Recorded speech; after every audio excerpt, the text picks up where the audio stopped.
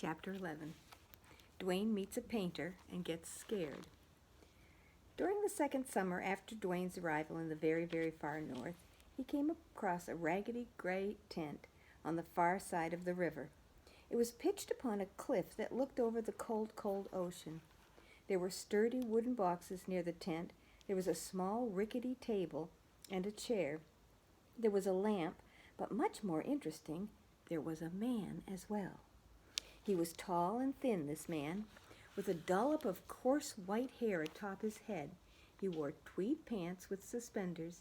He wore a long shirt with sleeves rolled up just below his elbows. Hanging from his mouth was a smoking pipe that curved off his bottom lip like the back of a snow goose. This man did not acknowledge Dwayne's arrival because he was facing the water, squinting into the sunlight. Dwayne was curious. What was he looking at the cold, cold ocean with such intensity? Dwayne turned to look at the ocean too, but all he saw was what he always saw, namely, the ocean. Dwayne tried looking harder. The results were no different. Dwayne was confused. You see, he didn't understand that the man was not just looking at the cold, cold ocean, but studying it in all its rawness, unobstructed. Dwayne also didn't know that the contraption standing beside the man was an easel, and the square of white sitting upon it was an empty canvas. The man, you may have guessed, was a painter. "Will you look at that?" the man suddenly said. Dwayne froze, uncertain whether the man was addressing him, because he was still staring out at the water. "I see midnight blue, Persian blue, cornflower, powder, and sapphire, and whites. There's porcelain, daisy, and pearl." The man took a puff of his pipe before turning toward Dwayne. "What do you see?" "What do I see?" asked Dwayne quietly, realizing now that he was indeed being included in the conversation. "Yes," said the man with a sly smile. "What do you see out there, or over there, or anywhere around us? How does a polar bear such as yourself see this world?" A polar bear such as myself, thought Dwayne, amused. He liked that expression. He began pointing in different directions as he spoke. "A polar bear such as myself sees tasty, juicy berries over there, and delicious muffins over there." "Muffins?" asked the man. "Yes, that's where Twitch lives, and she is an excellent baker of muffins and other sweet goods. A polar bear such as myself likes eating tasty, delicious things as often as I can." "Is that it?" asked the man, frowning. "Are your eyes only on your stomach?" "Eyes in my stomach," considered Dwayne. How odd an idea! But he could see the man's point. If the world was nothing more than a map directing Dwayne to his next meal, then eyes in his stomach was an apt description. Dwayne considered the question further. What was the world to him? The world was big and mysterious. To Dwayne, it seemed, learning one or two new things about the world every day. Yet the world also felt familiar, or if not familiar, then it felt right, as it should be. Even the surprises seemed as they should be. It was settled. Dwayne had an opinion. A polar bear, such as myself, sees where he belongs. "Go on," the man said, taking a puff from his pipe. "I could, but it would be easier to explain during the winter," said Dwayne. "Why the winter?" "Oh, because with the winter comes the snow and ice, and I am much more in my element then, as Cece would say. Will you be here in the winter?" "I dare say no," said the man. "In winter I would be very much out of my element here." "That is a pity," Dwayne added with sincere sadness. "You will miss the best time of the year." The man's attention was suddenly drawn back to the ocean. He rushed behind his easel. "Look at that light! If I don't get at it, I will miss the best time of the day as well." Dwayne was intrigued. "What is it that you are going to do?" "Capture that ocean and put it right here on this canvas," the man replied boldly, holding up the empty square of white. Dwayne let out a laugh.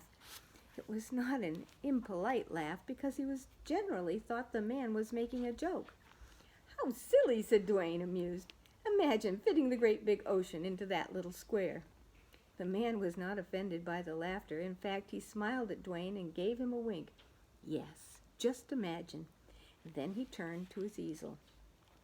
Dwayne watched him pick up a small, thin piece of wood and apply splotches of different colored goo along the border. And then he took a stick with bristles at one end and combined all the colors of goo together in the middle, creating new colors. Dwayne, led by his curiosity, stepped closer without even realizing it. He was mesmerized by what the man did next, which was to apply the colored goo onto the flat surface of the canvas. The man did it in long strokes and in dabs. He did it with thick lines and thin lines, lines fat with goo and lines that were mere shadows. How curious, thought Dwayne, peering over the man's shoulder. Shapes were emerging now, and not only shapes, but movement. There were waves cutting in one direction and waves pushing over them, waves right there where there was nothing before. Dwayne had never seen a painting before. He looked at the ocean, and then he looked at the canvas, and he realized he'd never even seen one being created. And he studied the ocean, and he studied the canvas. Dwayne's jaw fell open. It was true. The man was capturing the ocean on the canvas. Dwayne looked out at the ocean for a third time, but now slightly to the left, and that was when Dwayne became very worried. Because in the direction he was now looking was the shipwreck, and on the shipwreck was Cece. And if the man was capturing the ocean, then wouldn't it stand to reason that he would capture everything in the ocean too, including Cece? How long does it usually take you to do your capturing? Dwayne asked. I would guess a few hours if I hurry. Dwayne took little steps backward while he spoke. Well, it was very nice to have met you, but I just remembered that I have to, what I mean is, bye. And he quickly turned and ran in the direction of the fabulous beach. He had to warn Cece to get off the shipwreck as soon as possible before it was too late. In order to get to the fabulous beach, Dwayne first had to swim across the river, but when he reached the riverbank, there was Major Puff practicing his summertime outdoor marching, while Twitch was doing deep knee hopping exercises to keep her circulation moving.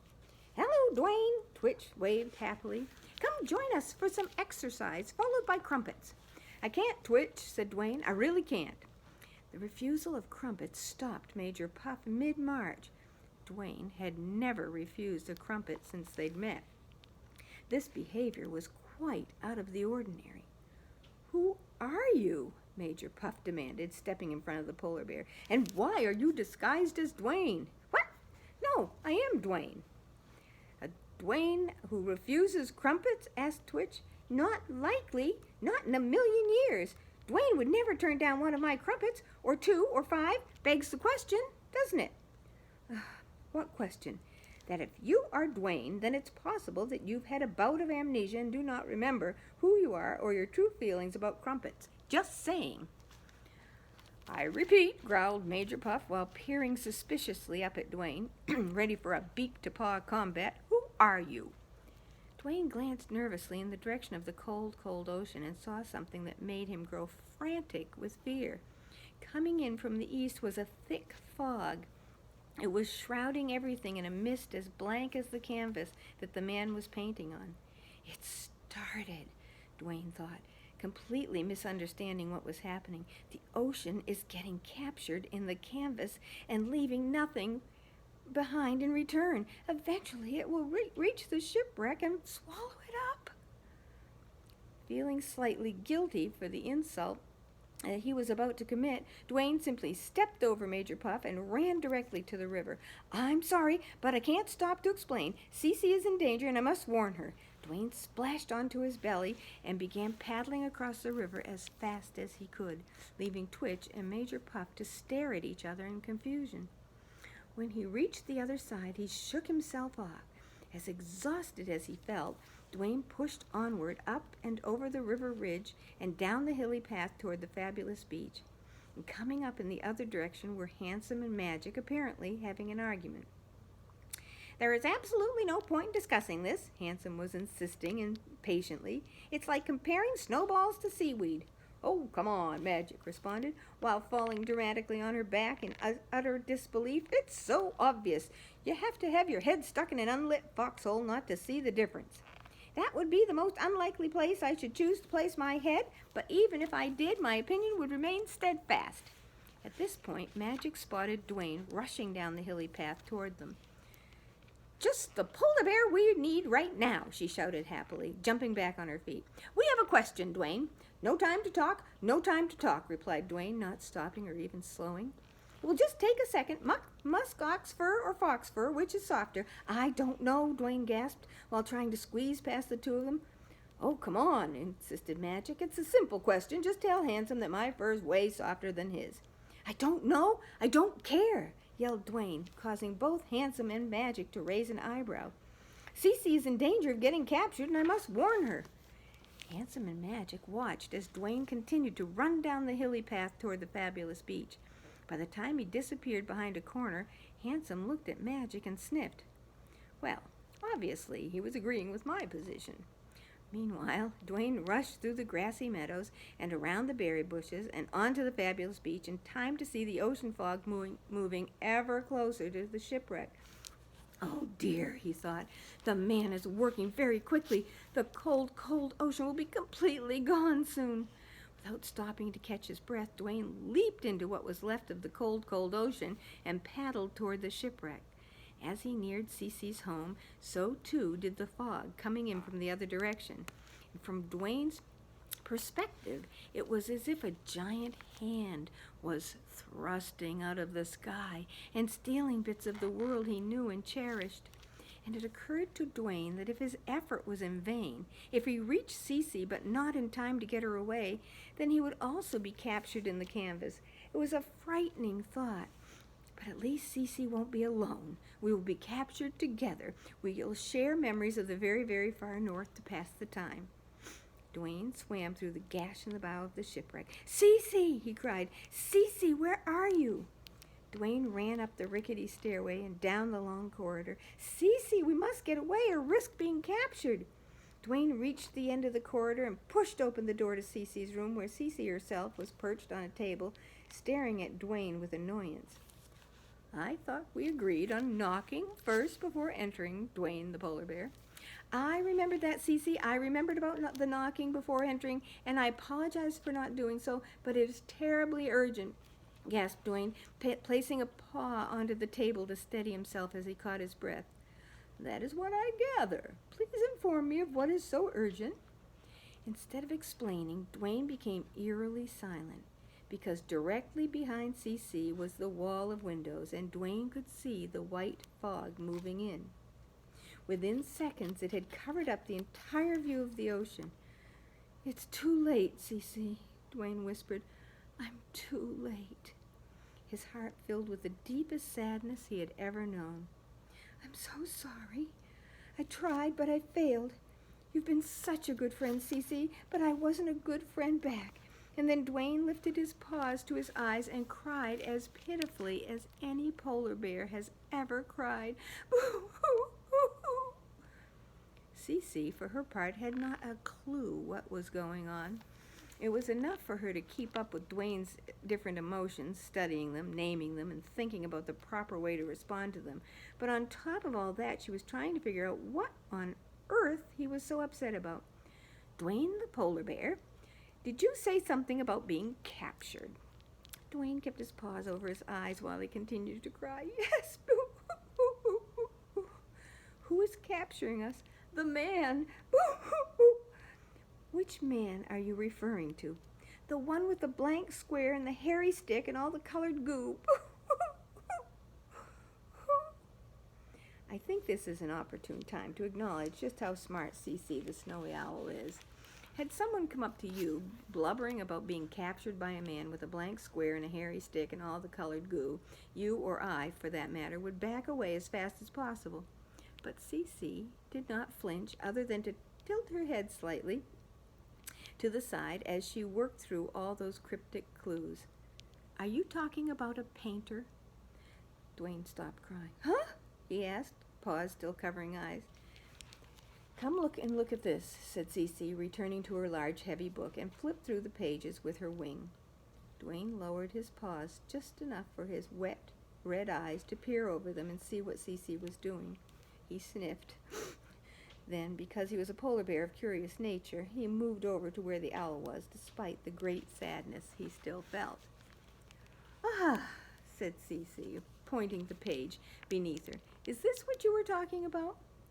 There on the page was a drawing of a person standing at an easel and painting. It was not the same person as the man that Dwayne encountered, but Dwayne made the connection nonetheless. Cece went on to explain that a painter didn't actually capture the things being painted. The man may have been depicting the ocean on his blank square, but that didn't mean it would affect the real ocean. To Dwayne's great relief, this fact was confirmed when he looked up and saw through the wall of windows that the fog had lifted and the cold, cold ocean was once again where it should be. So these pictures in your books were not always there? They were drawn by someone, too? Dwayne asked. Yes. And the real things didn't disappear after they were drawn? Without a doubt, replied Cece. Dwayne let out a big sigh. Ah, phew. There are a lot of pictures in your books, including one of a polar bear, and it scares me to consider what might have gone missing. With a much lighter heart, Dwayne took leave of Cece, making sure to close the door behind him. He swam back to land and walked up the hilly path to his cave, doing both at a leisurely pace. Although he was ready to call it a day after so much excitement and emotion, it suddenly occurred to Dwayne that he never saw the finished painting. So he turned in the direction of the man's camping spot and made his way. Upon reaching the far side of the river, there was Twitch and Major Puff, as well as Handsome and Magic, in deep discussion. Spotting Dwayne, they immediately came forward. Your behavior earlier was less than exemplary, Handsome scolded. We believe an explanation is in order. That is, if you actually are Dwayne and not a great black-backed gull in disguise, as Major Puff believes, Twitch added. Dwayne apologized to his friends and then proceeded to explain about the painter and his painting and what Dwayne thought was happening and then what was actually happening, and that Cece was completely safe the whole time. Oh my goodness, Dwayne, exclaimed Magic, rolling her eyes very dramatically. I can't believe you thought the ocean was going to disappear. I mean, really. How could you be so naive? Magic was feeling quite superior at that moment, but I will tell you now that in truth, while Dwayne was relaying his story, she took 3 or more worried glances toward the ocean, making sure it was still there. I'm going over to see the finished painting now, said Dwayne. You are all welcome to join me. Curious about this painting and this stranger who made it, his friends did join him. But when they arrived at the cliff's edge, the painting had not been completed. The fog suddenly came in out of nowhere and blocked my view, the man explained. Dwayne smiled at this news. As it should be, he said, more to himself than to anyone else.